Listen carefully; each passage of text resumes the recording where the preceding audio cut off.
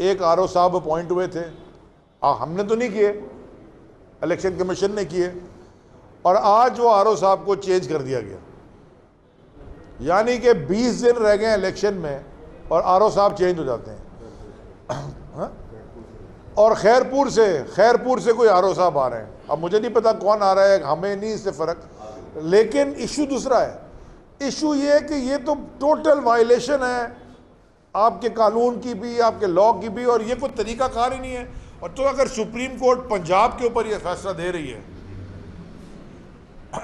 पंजाब पे फैसला दे रही है कि कोई ट्रांसफ़र पोस्टिंग नहीं होगी, तो मैं इसीलिए आजिज़ाना गुजारिश सुप्रीम कोर्ट से करना चाहता हूँ और चीफ जस्टिस साहब से करना चाहता हूँ कि यही आप सिंध में भी ज़रा इसको अप्लाई करें, और ये हुक्म ये भी करें कि जितने हुए हैं वो वापस अपने ओरिजिनल पोजीशन पे जाएं।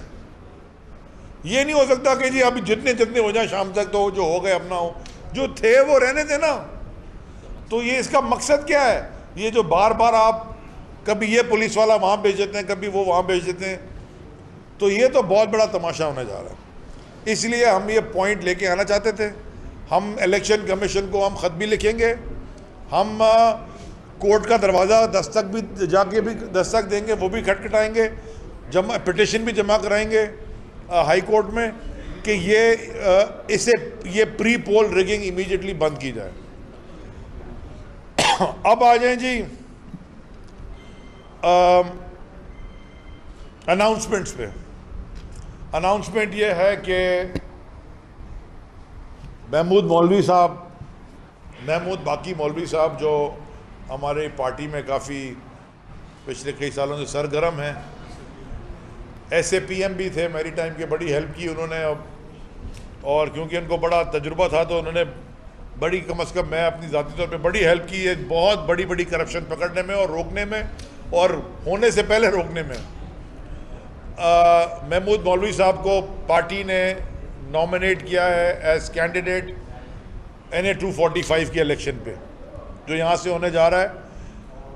और एक और बड़ी ख़बर यह है कि मेरे बचपन के दोस्त सिंध के साबिक गवर्नर इमरान इस्माइल साहब महमूद मौलवी साहब की कैंपेन के इंचार्ज होंगे, और वो चीफ कैंपेन मैनेजर हैं। वो कैंपेन पूरी चलाएंगे, पूरी कैंपेन को वो लीड करेंगे। तो ये जो 2 हैवीवेट्स उतरे हैं ये माशाल्लाह मैदान में, अब आपको समझ आएगी हमारा पॉइंट क्या था NA 240 का। NA 240 में 8% वोटिंग हुई, गोलियां चली, एक बेचारा मारा गया, दूसरे को लग गई, लोग अस्पताल चले गए, एक तमाशा हुआ, और 8.2 या 8.3% वोटिंग हुई, 8.3%। तो वो तो कोई इलेक्शन ही नहीं हुआ, वहाँ तो लड़ाई झगड़ा होता रहा, पता ही नहीं चला क्या तमाशा देखा। अब तहरीक इंसाफ अपनी पूरी ताकत के साथ NA 245 का इलेक्शन लेने जा रही है। अब आपको पता चलेगा कि असल में इलेक्शन हम जब लड़ेंगे फिर आपको इंशाअल्लाह पता चलेगा कि जी वोटिंग परसेंटेज कितनी पड़ती है, और फिर आपको ही पता चलेगा कि खाली कराची की नहीं, इस वक्त पाकिस्तान तहरीक इंसाफ पूरे पाकिस्तान की सबसे बड़ी भी और वाहिद फेडरल सियासी जमात रह गई है। क्योंकि बाकी तो अपने इलाकों में रह गए ना, ये तो गुटकी से आके जा नहीं सकते।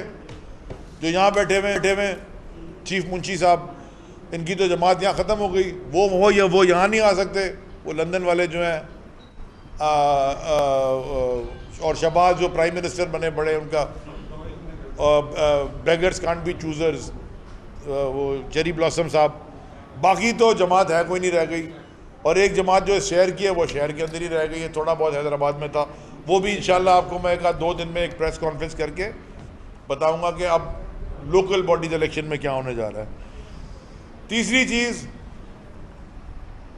ये दोबारा वाजे करना चाहता हूँ, ये 2019 में भी बारिश थी, लेकिन ये सारे हम जो बैठे हैं यहाँ पे, वहाँ पे हमने सबने मिल के अपनी मदद, आप एक लेट्स क्लीन कराची का प्लान किया था, और 2019 की बारिश बड़ी तेज़ पड़ी थी, क्योंकि हमने नाले साफ़ किए थे, कराची नहीं डूबा। 2020 में बड़ा शोर मचाया उन्होंने, कचरा मज़ीर भी कह दिया, जो भी कह दिया, फ़र्क नहीं पड़ा मुझे। 2020 में हमने नहीं किया, कराची डूब गया, सब कुछ डूब गया। 21 में तो बारिश कम पड़ी। हमने अब सारे नाले बनवाए, औरंगी नाला, महमूद नाला, महमूदाबाद नाला और गुज्जर नाला, औरंगी नाला, रोडें बनवाई, नाले साफ करवाए, पक्के करवाए। कितने का था वो बजट? 35 अरब रुपए लगे थे उसमें, 35 अरब वफाक ने दिए जब खान साहब प्राइम मिनिस्टर थे, कराची ट्रांसफॉर्मेशन प्लान के तहत। और भी बहुत सारे काम किए, मैं सिर्फ इस पॉइंट पर आज फोकस करना चाहता हूँ। लोगों को रिहेबिलिटेट भी किया, इंक्रोचमेंट्स भी हटाई। आज जो चीफ मिनिस्टर साहब पूरे शहर में घूम रहे हैं बारिश का, वो सिर्फ महमूदाबाद चले जाएं और जाके देख लें कि जो नाले साफ करवाए थे वो नाले पक्के ज़रूर हैं, रोडें ज़रूर पक्की हैं, जो काम हमने करवाया था, लेकिन तुमसे कचरा फिर नहीं उठा। तो तुम तो कचरा जमा करने के मास्टर हो, असेंबली में भी जमा करते हो कचरा, वो तो कचरा जमा करने के तो मास्टर हो। लेकिन खुदारा ये अब फिर बारिश का मौसम आ गया है और बारिश इस तरह पड़ने वाली है, जो प्रेडिक्शन है अगले 7 दिन तक बारिश है, तो ये फिर कराची डूब जाएगा, फिर लोग बेचारे रोडों पे होंगे, फिर करंट लग के। एक आरओ साहब अपॉइंट हुए थे, हमने तो नहीं किए, इलेक्शन कमीशन ने किए, और आज वो आरओ साहब को चेंज कर दिया गया। यानी कि 20 दिन रह गए इलेक्शन में और आरओ साहब चेंज हो जाते हैं। हाँ?